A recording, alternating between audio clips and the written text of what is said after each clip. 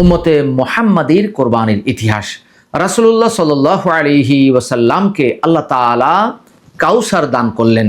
এরপরে তিনি তাকে নির্দেশ দিলেন, ইন্না আ'তাইনাকাল কাউসার ফাসাল্লি লিরাব্বিকা ওয়ানহার ইন্না শানিআকা হুয়াল আবতার। Certainly we have given to you আল কাউসার। নিশ্চয় আমরা তোমাকে কাউসার দান করেছি। So perform prayer to your lord and sacrifice. সুতরাং তুমি তোমার রবের উদ্দেশ্যে সালাত আদায় করো এবং কোরবানি করো।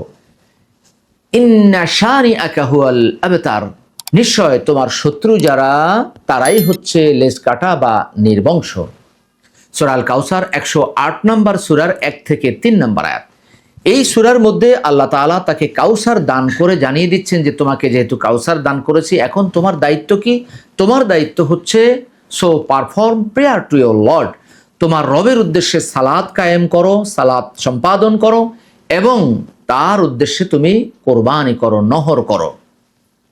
আল্লাহ তাআলা অন্য আয়াতে বলছেন, কুল ইন্না সলাতি ওয়া নুসুকি ওয়া মাহইয়ায়া ওয়া মামাতি লিল্লাহি রাব্বিল আলামিন। বলো, আমার সালাত, আমার কোরবানি, আমার জীবন, আমার মরণ সে আল্লাহর জন্য যিনি জগৎ সমূহের রব। My prayer, my sacrifice, my life and my death are all for Allah the Lord of the worlds. অর্থাৎ আল্লাহ তাআলা জানিয়ে দিচ্ছেন যে সালাত, সিয়াম, হজ, যাকাত, কোরবানি যা কিছু আমরা করি সব কিছু হবে আল্লাহর জন্য। অর্থাৎ আমরা লোক দেখানোর জন্য কোরবানি করব না।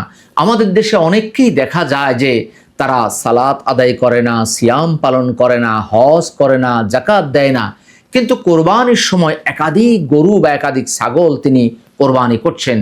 অর্থাৎ অনেকে আবার এই কথাও বলেন যে আমি কোরবানি না দিলে আমার ছেলে মেয়ে কি আরেকজনের দ্বারস্থ হবেন, আরেকজনের দরজায় গিয়ে তারা কোরবানির গোশতের জন্য দাঁড়িয়ে থাকবেন, অথবা কখন আমার ভাই, কখন আমার বাবা, কখন আমার শ্বশুর আমার জন্য কোরবানির গোশত পাঠাবেন আর আমার সন্তান সেটা খাবে। বিষয়টি এমন হতেই পারে না, বরং আমার কোরবানির গোশতই আমার সন্তান খাবে।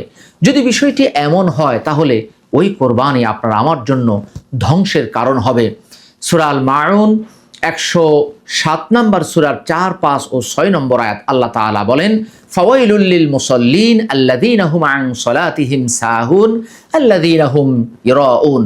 ধ্বংস ওই সমস্ত মুসল্লিদের জন্য যারা তাদের সালাতে অমনোযোগী এবং যারা লোক দেখানোর জন্যই তা করে থাকে।